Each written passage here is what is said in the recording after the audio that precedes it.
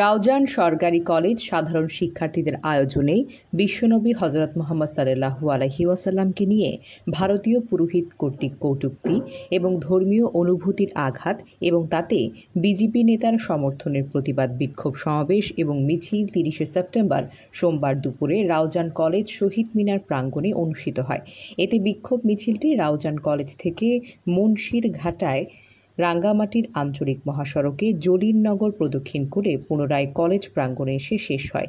সমাবেশে বক্তব্য রাখেন কলেজের ভারপ্রাপ্ত অধ্যক্ষ সেলিম নেওয়াজ, জহিরুল ইসলাম জীবন, মোহাম্মদ হাবিবুল্লাহ, তসলিম উদ্দিন। সমাবেশে শিক্ষার্থীদের মধ্যে বক্তব্য রাখেন মোহাম্মদ নাফিস, মোহাম্মদ মনিরুল চৌধুরী, মোহাম্মদ সাব্বির, মোহাম্মদ সাজিদ, মোহাম্মদ জুনায়েদ, মোহাম্মদ ইফতি, মোহাম্মদ মাইনুল, মোহাম্মদ কুতুবী, মোহাম্মদ রাহাত, ইমন, মোস্তফা এবং নাইম। হযরত মুহাম্মদ সাল্লাল্লাহু আলাইহি ওয়াসাল্লাম যদি যে আমাদের জন্য পবিত্র কোরআন এবং হাদিস রেখে গেছে, আমরা ওটা মানে ওই মানে চলি।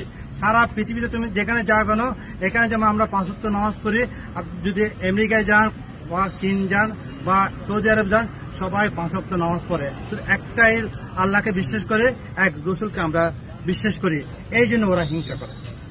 ছাত্রছাত্রীরা আমাদের রাসূলের প্রতি যে ভালোবাসা মহব্বত দেখিয়েছেন, এটা তাদের মধ্যে যুগ যুগ ধরে প্রতিস্থাপিত করে দাও আল্লাহ। মুসলিম জনতা যতদিন বেঁচে থাকবো, রাসূল ইসলামের অবমাননা আমরা কোনোদিন সইব না। রাসূলের সাথে দুশমনি করা মানে মুসলমানের সাথে শত্রুতামি করা।